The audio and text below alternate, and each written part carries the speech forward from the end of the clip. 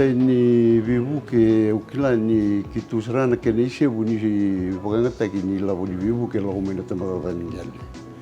Se tamata ka itu ke. Na matai ni ke ni lago mai solibiki mami ya o story rosang bulundo. Gai turu na rosang bulundo ya sa lago pati cikun jati ku cikun ni tu sasanga pagamata bubal. Ni lavo ya mo pagangata ki saranga na ke na tiga buta sa tiga buti ko na tarwali. Ngai lago mai ni lago sa mo buke sarna ni tu sasang. Lago tiko na buke a rote ni rosang bulundo li soli mai na tamata itu ke. Mai kurianga na sasang kitu sa takawatiko. Sini bago cheraki na navalya. Ito mai takawatale mai na keni karua soli na bagsawot. Ya saba rimamatu na vale kitu taratiko. Ina vale kitu taratiko na mateni kena mai tarungi veo na mateni non rotulo mai na mundo tambana. O tu ni virtu un saya tu na ono sang bulundo na ilaw kitu sa banga tagot. Ya bakadadanga. Ya mai na ono me o tikina o kilani via sibe sartiko na ono sang bulundo. Ina basanga bulunga nundo le lago mai na tamata kitu ke. Ya na buno ke de mai lago kina na basanga bulundo le sulbikitu. E lago ngai na valea. E mea da bonongono ko sa oti bubina ka sartunga na valea. E na ni tu butu sa tu oti tu. Kitu iti kubikitu endo na song kitu da kavanga bagamata bubali na Tailevu cooperative. Me wakana kena subdivision halago tingo. Ya na Tailevu subdivision go na Tailevu cooperative kitu da kawatal tingo sa tu oti tu e todo na block kitu da kawatinga na duanga na uno ya na uno tikina balengo mataya na listiko residential list. Karua telanga residential list.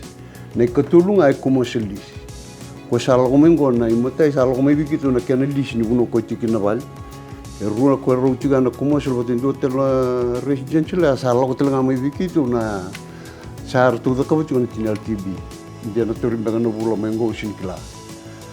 Sa tu kina na ni tu me na tartaliki ni vida na val. Me tu botanga na val ko sa kitu tarau tingo. Sia na bibi so teke me na boko tu ko na ngona. Dia kitu bino bina kata me tartalendo e tamborua. Na kanga ni bibi ko torda kita ke logo tingo. Sa tu tina ni tu ke dika. Na kawalenga lenga ti ko lelau.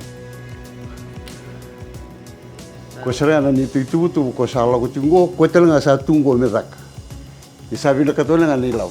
Ke vai tu lelau sini indo na kendende sa tosonga na ka.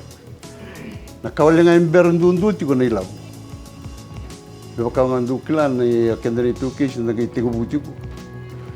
Sini libuna ongo tu ko bonua. Sini ko ndundunga na kai kitungarawatu na kawa matabu vale na itokotoka na matangali na busa onua lotu na matintu. Loko patakiri tu ngana ndongo.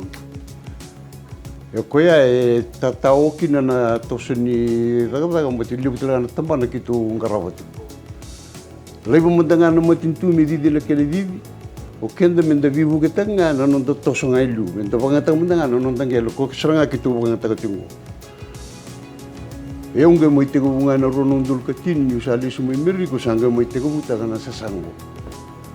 Me wakau tukina na kena sasanga logo tingo virtu nongon.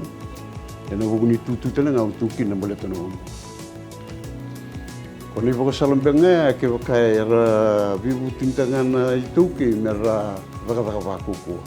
Robonga tamandanga nonon ra angeli ko satu me wakate kitu ka kita mera angeli tu ke wakanga itu nei lawo itu botana kena vivu sa kita ke me de vivu kita kana toseni sasang sinduna kainde